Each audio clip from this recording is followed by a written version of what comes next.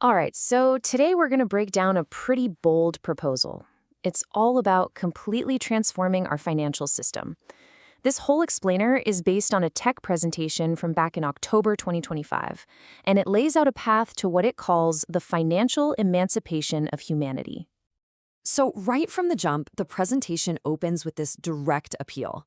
You can tell it's not just trying to sell a product, it's framing itself as the start of a movement.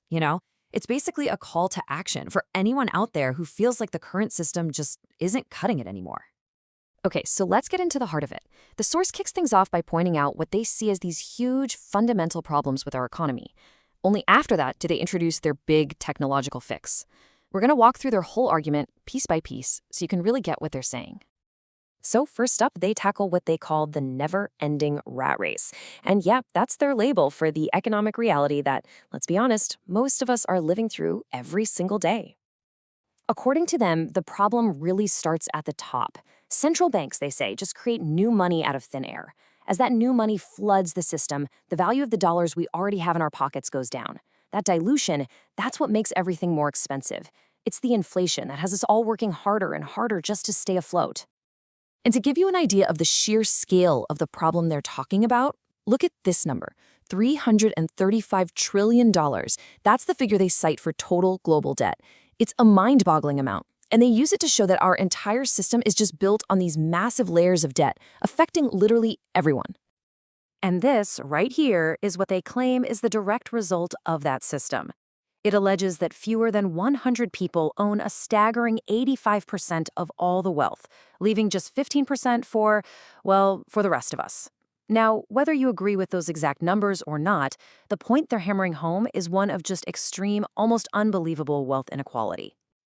So the source argues this isn't just some abstract economic theory. No, it has real, everyday consequences. You see them right here. Millions of people can't afford the basics, most people under 40 have given up on owning a home, and the majority of us are in debt. They even claim we don't truly own our money, and that this gap between the rich and poor is just getting wider. Okay, so after laying out that pretty bleak picture, the presentation shifts gears. It turns to look at the first big attempt to fix all this, Bitcoin. But as you can probably guess from the title, they argue that its promise was, in the end, broken. And what's interesting is they actually give Bitcoin's original vision a lot of credit. I mean, the idea of a truly decentralized, people-powered money system, one that no bank or government could control, with a fixed supply so you couldn't just print more, they call that idea perfect. It was supposed to be a fair, secure network for everybody. So what went wrong? Well, according to this source, the dream crashed into reality. They tick off a whole list of failures. Payments were way too slow and expensive for just buying a coffee. Mining used an insane amount of electricity. And the whole decentralized thing, they claim that got lost too, with just a handful of companies controlling almost all the mining, and 1% of wallets holding 90% of the Bitcoin. It ended up being treated like digital gold, an investment, not the everyday money it was meant to be. And that failure, they say, led to the next chapter in this story. With Bitcoin not really working as money, this whole new industry popped up around it, an industry they call the global crypto casino. The argument here is that the entire crypto space just lost its way. The focus shifted from building a better financial future to just pumping out thousands of speculative tokens. They say it basically turned into this giant people versus people game, where all that mattered was hype and hoping you could get rich quick, not actually creating something useful. And here's what they say came out of all that. An industry with no real utility, just driven by hype. Scams and fraud became rampant. And that control they were trying to escape, it just came back in new forms. It became a zero-sum game. And their bottom line is this. After all that time and all that money, not a single one of these thousands of cryptos actually works as everyday money for the average person. So let's just hit pause and recap what they've laid out. This table puts it all in perspective. You've got our current system, which they call a top-down rat race. Then Bitcoin's attempt, a great idea that they say just couldn't scale, and that led to the wider crypto industry, which they argue just became a speculative people versus people casino. So after tearing down all the existing options, the presentation finally gets to its big reveal, its proposed solution. And it's a bold claim. A technology they say is nothing less than Bitcoin perfected. And that's it. The claim is that simple and that direct.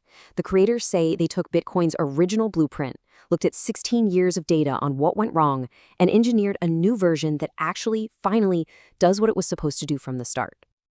And to really drive home how big of an improvement they think this is, they put this number on it: 10,000 times more efficient than Bitcoin. That's the key stat they use to argue that this thing can actually handle the entire global economy. And here it is. It's called the Gajumaru. They describe it as the first and only blockchain that can actually scale up for worldwide use, for everyday people, businesses, you name it. The promises are simple: transactions that are lightning fast, incredibly cheap, and a network that just won't clog up. Now, a huge part of their pitch is how easy it is to get involved. They lay out this super simple 4-step process to start mining their coin, which is called the Gaju. The whole focus is on accessibility. No special tech skills, no expensive hardware needed, just a license and some software you can get running on your regular home computer in like 5 minutes. So you're probably thinking, wait, a license? Why do I need a license to mine? Well, they give a few reasons for this initial setup, which only lasts until December 2026. They frame it as a way to protect the network in its early days. It lets them do important updates, it stops the huge Bitcoin mining farms from coming in and taking over, and ultimately they say it's about creating a level playing field to give regular people a fair shot from the very beginning. And that brings us to the very end of the presentation. This is where they take all this information and boil it down to a personal decision for you, the viewer. They position it as a very clear and simple choice. And there it is, laid out side by side. Choice number 1. Just turn a blind eye, do nothing, and keep feeding the same system they just spent half an hour telling you is broken. Or, choice number 2, for what they say is less than the cost of a dinner out, you can be part of what they hope becomes a movement of millions of people all trying to build something better. And they leave us with this one last thought-provoking question. It's a direct invitation to compare this moment right now to the very, very beginning of Bitcoin. It leaves you to think about missed chances in the past and to consider the opportunity that they're putting right in front of you today.